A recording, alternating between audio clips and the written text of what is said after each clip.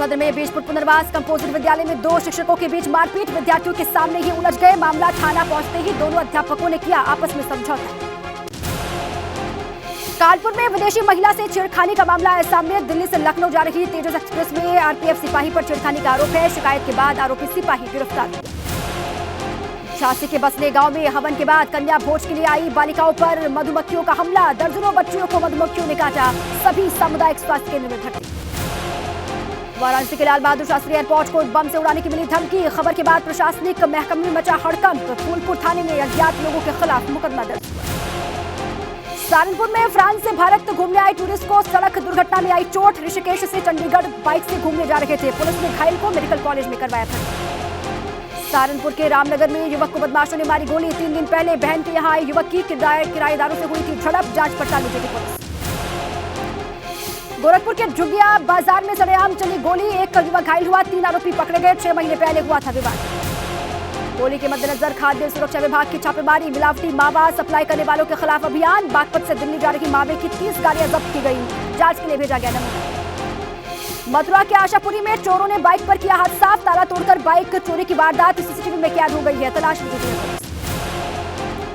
महोबा में एटीएम से निकले 500 रुपए के 2 नकली नोट। कारोबारी युवक के उड़े होश। पीड़ित ने संबंधित बैंक से नकली नोट के बारे में शिकायत की।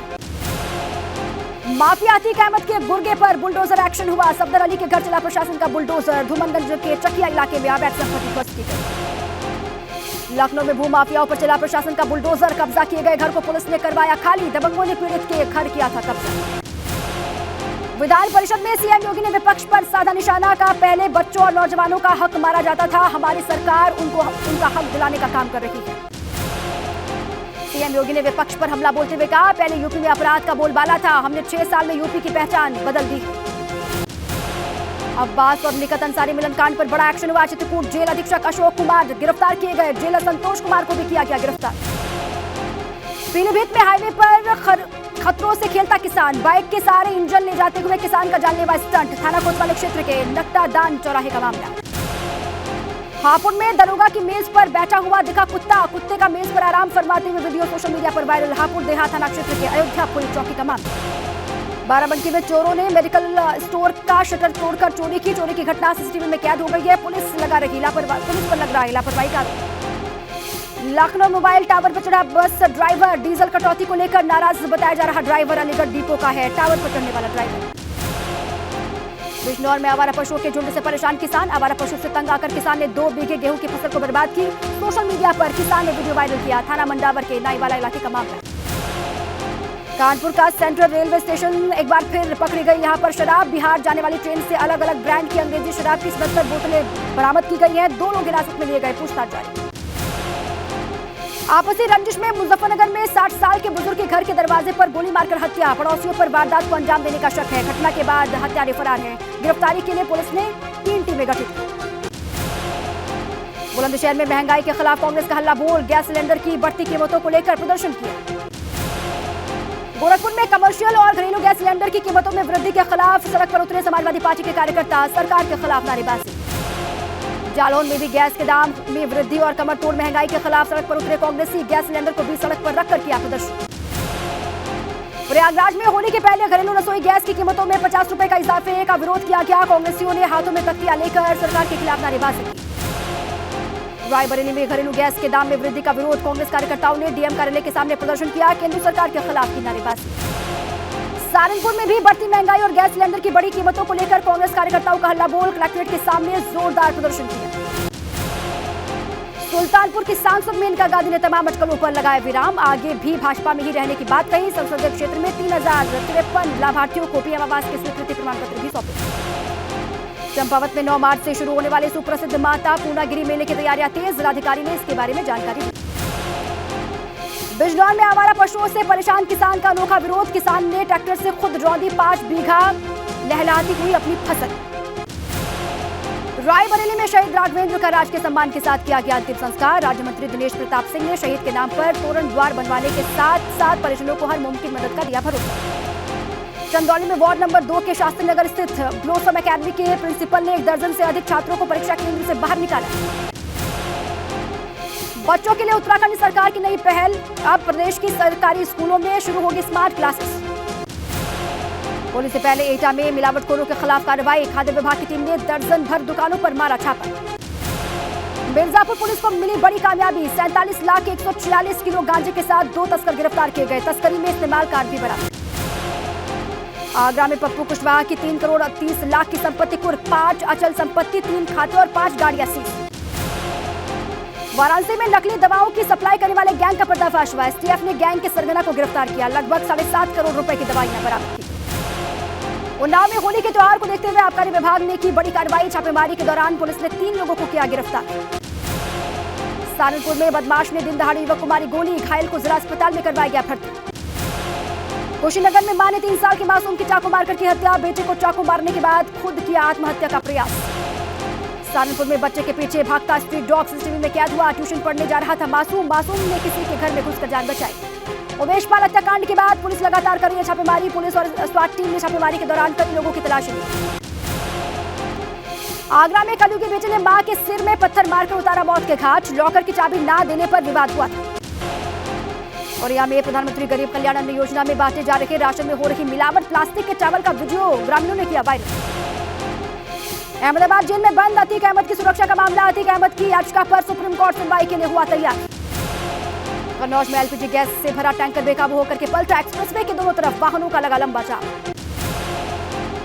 बाराबंकी में तेज रफ्तार का दिखा कहर। 2 बाइकों की आमने सामने की टक्कर से दोनों गाड़ियों के उड़े पर खच्चे। विकास नगर में हरबतपुर किसान सेवा सहकारी समिति के अध्यक्ष संदीप त्यागी का सड़क दुर्घटना में निधन हो गया। खनन से भरे डंपर से हुआ था हादसा। नोएडा में केमिकल की दुकान में लगी आग। आग में झुलसने से युवक की हालत गंभीर। घायल युवक को अस्पताल में करवाया गया भर्ती। बड़कोट में घर में अज्ञात कारणों से लगी आग। परिवार के लोगों ने बमुश्किल बाहर निकलकर बचाई जान। फायर ब्रिगेड की टीम ने पाया काबू। रामनगर में G20 सम्मेलन की तैयारियां तेज। 28 मार्च से 30 मार्च तक होना है सम्मेलन। 30 भारतीय प्रतिनिधि समेत 70 विदेशी डेलीगेट्स होंगे शामिल। जोरों पर 4 धाम यात्रा की तैयारियां। DDRF के जवानों को दी जा रही खास ट्रेनिंग। अप्रैल महीने में शुरू होनी है यात्रा। शिरबंधन के साथ बागनाथ मंदिर में खड़ी होली की शुरुआत। होलियारों ने मंदिर में किया गायन। शिव से खुशियों का मांगा आशीर्वाद।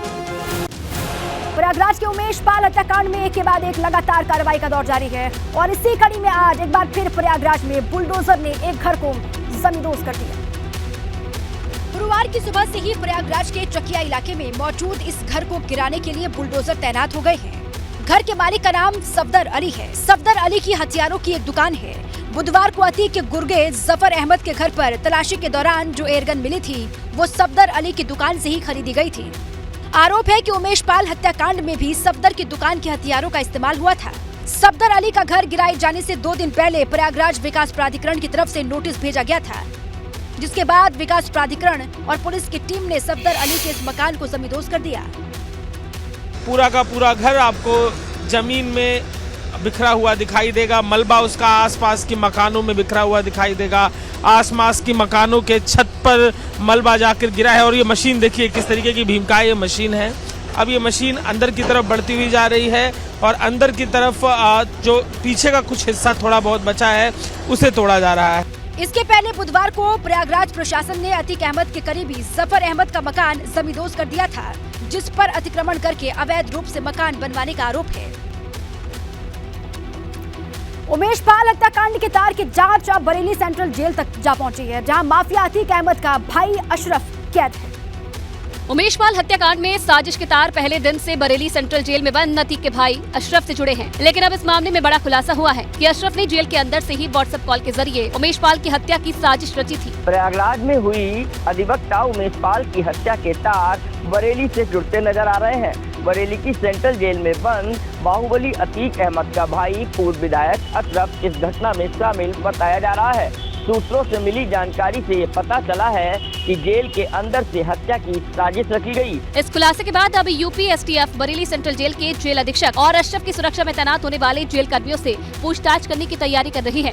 लेकिन उससे पहले बड़ी बात ये है कि अगर अशरफ ने जेल से व्हाट्सएप कॉल की थी तो मोबाइल फोन जेल परिसर के अंदर पहुँचा कैसे? जेल के अंदर अशरफ को मोबाइल उपलब्ध कराया गया और उसके बाद व्हाट्सएप कॉलिंग, वीडियो कॉलिंग के जरिए हत्या की साजिश रची गई। इससे पहले 27 फरवरी को बरेली के डीएम और एसएसपी ने सेंट्रल जेल में छापा मारकर अतीक के भाई अशरफ और उसकी बैरक की जांच करवाई थी। और तभी से पुलिस प्रशासन बरेली जेल में अशरफ से मुलाकात करने वालों की पूरी कुंडली खंगालने में जुटा है। उत्तर प्रदेश की विधानसभा में समाजवादी पार्टी पर ताबड़तोड़ हमलों के बाद योगी आदित्यनाथ ने अब विधान परिषद में भी विपक्षी दल पर कई गंभीर आरोप लगाए। बजट पर चर्चा के दौरान सीएम ने नेता प्रतिपक्ष अखिलेश यादव पर जमकर प्रहार किए और सवाल उठाए कि सरकार किस तरह की होनी चाहिए, समस्याओं से मुंह मोड़ने वाली या भ्रष्टाचार के प्रति जीरो टॉलरेंस रखने वाली। सीएम योगी ने बिना किसी का नाम लिए आरोप लगाया कि प्रदेश का पैसा चोरी कर लोग इंग्लैंड और ऑस्ट्रेलिया में टापू खरीदते हैं। एक पैसा जब जाता था तो लोग इंग्लैंड में होटल बनाते थे, एक पैसा जब जाता था तो ऑस्ट्रेलिया में टापू खरीदे जाते थे। इसके साथ ही सीएम ने विपक्ष पर सवाल उठाते हुए कहा कि 2017 से पहले अपराधियों की समानांतर सरकार चलती थी। 2017 के पहले उत्तर प्रदेश संगठित अपराध में लिप्त माफियाओं की पैरेलल सरकार चलती थी, पैरेलल सत्ता चलती थी। हर प्रकार का माफिया प्रदेश के अंदर हावी हो गया था। कहीं खनन माफिया थे, कहीं वन माफिया थे, कहीं पशु माफिया थे। हर प्रकार के माफिया प्रदेश में के अंदर पनप रहे थे। विधान परिषद से समाजवादी पार्टी के सदस्यों ने दिन भर के लिए वॉकआउट कर दिया। इस पर भी सीएम योगी ने विपक्ष को घेरा और कहा कि मैंने कल भी कहा था कि समस्या के समाधान के दो रास्ते होते हैं, या तो उसमें भाग लो या उससे भाग लो, और हमारे पास समाधान करने वाली टीम है। रामचरितमानस और गोस्वामी तुलसीदास पर सवाल उठाने वालों पर भी सीएम योगी ने विधान परिषद में तीखा हमला बोला। सदन में बिना नाम लिए सीएम योगी ने रामचरितमानस पर विवाद करने वाले नेताओं पर निशाना साधा और कहा कि अपनी सांस्कृतिक विरासत को अपमानित करने वाले लोगों को पहचानने की जरूरत है। प्रदेश में जिन लोगों ने राम को कोसा था, जनता ने उनको कहां पहुंचा दिया, ये जो सब लोग जानते हैं। अब जो लोग कहते थे परिवार में पर नहीं मार सकता, अयोध्या में भगवान राम का मुख्यमंत्री बना। इसके साथ ही उन्होंने रामचरितमानस के अपमान की तरफ भी इशारा करते हुए कहा कि इन लोगों ने भगवान राम तक को नहीं बख्शा। सीएम ने तुलसीदास के श्री रामचरितमानस को मध्यकाल में भारत का मार्गदर्शन करने वाला और गुलामी की बेड़ियों से मुक्त करने वाला अमर महाकाव्य बताया। उस कालखंड में उनको भी अकबर के दरबार में बुलाया गया, उन्होंने जाने से इनकार कर दिया। उन्होंने कहा कि भाई मेरा तो एक ही राजा है, वो राम है, राम के सिवाय किसी को मैं राजा नहीं मानता। दरअसल सपा विधायक स्वामी प्रसाद मौर्य ने श्री रामचरितमानस की एक चौपाई पर आपत्ति जाहिर करते हुए इस पर पाबंदी लगाए जाने की मांग की थी। स्वामी प्रसाद मौर्य को अखिलेश यादव का भी साथ मिला था। अप्रैल महीने से चारधाम यात्रा की शुरुआत हो जाएगी और चारधाम यात्रा की तैयारियों के मद्देनजर हरिद्वार जिला प्रशासन ने अपनी तैयारियां तेज कर दी। जिला प्रशासन का सबसे बड़ा टारगेट है हर की पौड़ी और आसपास के इलाकों को अतिक्रमण मुक्त कराने का, जिसके लिए प्रशासन ने कमर कस ली है। दरअसल जिला प्रशासन ने इस इलाके से कुछ दिन पहले ही अतिक्रमण हटाकर फेंसिंग कर दी थी। बावजूद इसके कुछ लोगों ने तार बाड़ तोड़कर फिर से अतिक्रमण कर लिया। रोड़ी बेलवाला इलाके के निरीक्षण के दौरान जब इसे जिलाधिकारी ने देखा तो नाराज हो उठे। जिलाधिकारी ने खाली पड़ी जमीन पर अस्थायी पार्किंग बनाने के तत्काल निर्देश दे दिए। लोगों ने पुनः अंदर प्रवेश करके अतिक्रमण किया है, तो हमारे साथ नगर आयुक्त जी और सिटी मजिस्ट्रेट और एसपी सिटी हैं, इनको बता दिया गया है कि आज सारे अतिक्रमण हटा लें। साथ ही साथ इसको पार्किंग का इसका टेंडर कर देना चाहिए, क्योंकि अब चारधाम यात्रा भी शुरू हो रही है। इसके पहले 28 फरवरी में हुई जिला गंगा संरक्षण समिति की बैठक में गंगा नदी और शहर के नहरों पुलों पर से पूजा सामग्री और कूड़ा डाले जाने के संबंध में भी चर्चा हुई थी। तो यात्रा शुरू होने के पहले कांग्रेस ने एक बार फिर सरकार को कटघरे में खड़ा कर दिया है। आप व्यवस्थाओं को दुरुस्त नहीं कर रहे, आप स्वास्थ्य सुविधाओं को ठीक नहीं रख रहे, आप सड़कें ठीक से नहीं बना रहे, आप उनकी सुरक्षा की व्यवस्था ठीक से नहीं कर रहे। महारा ने चारधाम यात्रा में आने वाले श्रद्धालुओं के लिए बेहतर सुविधाएं दी जाने की बात भी कही है। 2 साल पहले हुए हाथरस कांड में कोर्ट ने आज अपना फैसला सुना दिया कि हाथरस कांड में कुल 4 आरोपी बनाए गए थे। स्पेशल जज SC/ST कोर्ट ने फैसला सुनाते हुए मुख्य आरोपी संदीप को दोषी करार दिया है, लेकिन घटना के 3 अन्य आरोपियों लवकुश, रामू और रवि को बरी कर दिया, जबकि मुख्य आरोपी संदीप को कोर्ट ने उम्र कैद की सजा सुनाई है। हाथरस के बुलगड़ी गांव में 14 सितंबर 2020 को अनुसूचित जाति की एक युवती के साथ दरिंदगी की घटना को अंजाम दिया गया था। गांव के ही 4 युवक इस घटना में आरोपी बनाए गए थे। पुलिस ने युवती के बयान के आधार पर चारों आरोपियों संदीप, रवि, रामू और लवकुश को गिरफ्तार कर लिया था। 29 सितंबर 2020 को दिल्ली के सफदरजंग अस्पताल में युवती की मौत हो गई थी, लेकिन युवती से दुष्कर्म का आरोप सिद्ध नहीं हुआ था। इस पूरे ही मामले में बरी होने वाले तीनों आरोपियों के परिवार वालों ने कोर्ट के फैसले के बाद खुशी जताई है। पूरी तरह से अब आपको न्याय दिया है कोर्ट ने? हाँ जी। क्या कहना चाहेंगे? सही न्याय दिया है, न्याय मिलो सब है, इंसाफ मिला है? इंसाफ मिलो है। 2.5 साल ये लड़ाई चली है और इस मामले में कहीं ना कहीं उत्तर प्रदेश ही नहीं पूरे देश की राजनीति में भूचाल आ गया था। और आज जो आरोपी पक्ष है अपने आप को संतुष्ट महसूस कर रहा है और उनका कहना है कि कोर्ट ने उनको इंसाफ दिया है। औरैया में प्रधानमंत्री गरीब कल्याण अन्न योजना के तहत दिए जा रहे राशन में गड़बड़ी की खबर सामने आई है। ग्रामीणों ने दावा किया है कि प्रशासन की तरफ से जो मुफ्त राशन उन लोगों को दिया जा रहा है वो असली चावल है ही नहीं। ये चावल कहाँ से लेके आए? कोटा से। फ्री मिल लोग रुपये से फ्री। इसमें क्या दिक्कत है? प्लास्टिक के दाना आ रही है। चावल के नकली होने और प्लास्टिक से बने होने की बात खुद गांव वालों ने ही वीडियो बनाकर वायरल कर दिया है। जैसे ही मामला जिले के बड़े अधिकारियों के संज्ञान में आया, सभी तरफ हड़कंप मच गया। तुरंत ही जिलाधिकारी ने टीम गठित कर दी और तत्काल इस पूरे मामले की जांच के लिए भेज दिया। जांच में सामने आया कि ये नकली या प्लास्टिक से बने हुए चावल नहीं हैं, बल्कि फोर्टिफाइड राइस हैं। ये चावल के साथ फोलिक एसिड और आयरन को मिलाकर के फिर तैयार कराया गया है और वो व्यापक स्तर पर मिलों से वही डिपो में जा रहा है और डिपो से फिर कार्डधारकों को दिया जाएगा। अब समझ लीजिए कि आखिर ये फोर्टिफाइड राइस है क्या। आसान भाषा में समझे तो फोर्टिफाइड राइस का मतलब है पोषण युक्त चावल। फोर्टिफाइड राइस देखने में बिल्कुल आम चावल जैसे ही लगते हैं, जिसमें अलग से पोषक तत्व जैसे iron, vitamin B12, folic acid, zinc, vitamin A शामिल किए जाते हैं। केंद्र सरकार ने पिछले साल ही साल 2024 तक मिड डे मील समेत सभी सरकारी योजनाओं में फोर्टिफाइड चावल बांटने की मंजूरी दी थी। चित्रकूट जेल में अब्बास अंसारी और उसकी पत्नी निकत अंसारी की मुलाकात के मामले में अब चित्रकूट जेल के अफसर भी शक के दायरे में आ गए। 10 फरवरी को डीएम और एसपी ने चित्रकूट जेल में छापेमारी के दौरान जेल सुपरिटेंडेंट दफ्तर के बगल के कमरे में अब्बास अंसारी और निकत अंसारी को एक साथ मौजूद पाया था। इसी मामले की जांच कर रही पुलिस ने अब चित्रकूट जेल अधीक्षक अशोक सागर और जेलर संतोष कुमार को भी जांच के दायरे में ले लिया है। जो उनके विरुद्ध साक्ष्य संकलन है उस पे कार्रवाई की जा रही है और जब पूछताछ और साक्ष्य संकलन का काम समाप्त होगा उसके बाद उनको पुलिस हिरासत में लेंगे या गिरफ्तार करेंगे। 10 फरवरी को चित्रकूट जेल में छापे के दौरान निकत अंसारी के पास से मोबाइल फोन समेत कई आपत्तिजनक चीजें बरामद हुई थी, जिसके बाद अब्बास और निकत की मुलाकात करवाने के आरोपी डेप्यूटी जेलर चंद्रकला को गिरफ्तार करके जेल भेज दिया गया था। जांच के दौरान जेल सुपरिटेंडेंट को कार गिफ्ट मिलने की बात भी सामने आई थी, जिसकी जांच जारी है। वो अपनी पिछले 6 महीने की अवधि की स्टेटमेंट उस खाते की दें ताकि हम पूरा एक फ्लो ऑफ फंड्स जो है उसको एनालाइज कर सकें कि उसमें कहां से पैसा आया था और उसके बाद आगे जो कार के भुगतान में यूज हुआ हो। इसी मामले के बाद मुख्तार अंसारी के बेटे अब्बास अंसारी की जेल को बदलते हुए चित्रकूट जेल से हटाकर कासगंज जेल में शिफ्ट कर दिया गया था, जबकि निकत अंसारी चित्रकूट जेल में ही बंद है। कानपुर से समाजवादी पार्टी विधायक इरफान सोलंकी पर पुलिस का शिकंजा लगातार कसता जा रहा है। इस बार इरफान सोलंकी का नाम भू माफियाओं की सूची में शामिल कर लिया गया है। साथ ही गैंगस्टर एक्ट में शामिल दूसरे आरोपियों का नाम भी भू माफियाओं की सूची में शामिल किया जाएगा। विधायक के भाई रिजवान का उन्नाव की भू माफियाओं की सूची में नाम दर्ज है।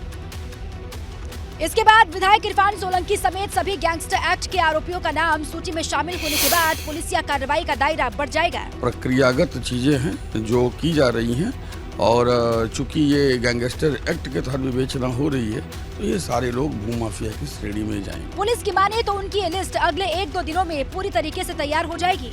लगभग 45 करोड़ रुपए की संपत्ति, अगले 1-2 दिन में 20 करोड़ रुपए की और संपत्ति है जो हम जब्त करेंगे। कानपुर पुलिस कमिश्नरी बनने के बाद पुलिस ने भू माफियाओं की सूची पर नए सिरे से काम शुरू कर दिया है। ऐसे लोगों की पहचान की जा रही है जो विवादित संपत्तियों की खरीद फरोख्त करते हैं। ऐसे सभी लोगों के खिलाफ पुलिस गैंगस्टर एक्ट के तहत कार्रवाई करेगी। पुलिस अपनी तैयारी कर रही है और इन्वेस्टिगेशन को आगे बढ़ाते हुए जो 3 नए नाम गैंग्स चार्ट में जोड़े गए हैं उनकी संपत्तियों को भी इवैल्यूएशन किया जा रहा है। उत्तर प्रदेश के मुख्यमंत्री योगी आदित्यनाथ की लोकप्रियता यूपी ही नहीं बल्कि पश्चिम से पूरब तक बढ़ रही है, जिसका सबसे बड़ा सबूत है त्रिपुरा चुनाव में आए नतीजे। गुजरात विधानसभा चुनाव में ताबड़तोड़ रैलियां कर भाजपा के पक्ष में जनादेश दिलाने में अहम भूमिका निभाने वाले सीएम योगी ने पूर्वोत्तर राज्य त्रिपुरा में जिन सीटों पर चुनाव प्रचार किया था वहां उन्होंने सफलता का 100% रिकॉर्ड दर्ज किया है। योगी ने त्रिपुरा में 2 दिनों में 6 जनसभाओं को संबोधित किया था, जिसमें टाउन बोडोवली, बागबासा, कल्याणपुर प्रमोद नगर, फटिकराय, सूर्यमणि नगर और मजलिशपुर की सीटें शामिल हैं। बोडोवली सीट पर त्रिपुरा के मुख्यमंत्री माणिक साहा उम्मीदवार थे, जिन्होंने कांग्रेस के आशीष कुमार साहा को हरा दिया है। तो बागबासा सीट पर भाजपा के जादव लाल नाथ ने जीत दर्ज की है। कल्याणपुर प्रमोद नगर सीट से भाजपा के कद्दावर नेता पिनाकी दास चौधरी ने बड़ी जीत दर्ज की है। फटिकराय से भाजपा के सुधांशु दास जीते हैं। सूड़ेमणि नगर से भाजपा के राम प्रसाद पाल जीते हैं, तो मजलिशपुर विधानसभा क्षेत्र में भाजपा के सुशांत चौधरी ने जीत दर्ज की है। चुनाव में मिली 100% जीत को फायर ब्रांड नेता योगी आदित्यनाथ की बढ़ती लोकप्रियता से जोड़कर देखा जा रहा है। मौजूद हैं और ये जश्न वो लगातार जो है बीजेपी मना रही है यहाँ पार्टी कार्यालय पर।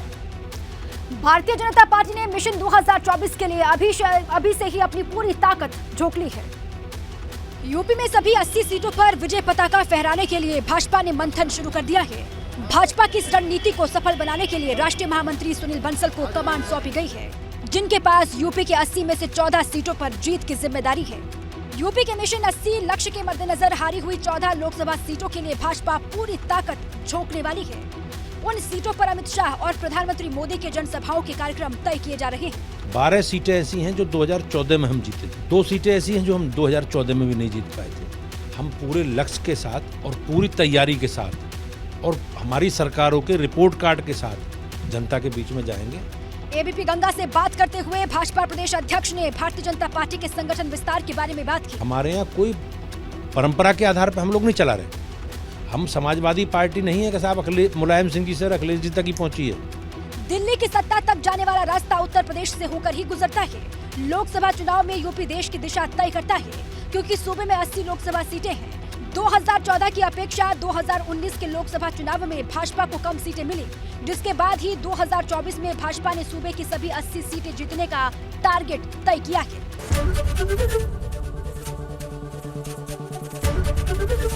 एबीपी गंगा, खबर आपकी, जुबान आपकी।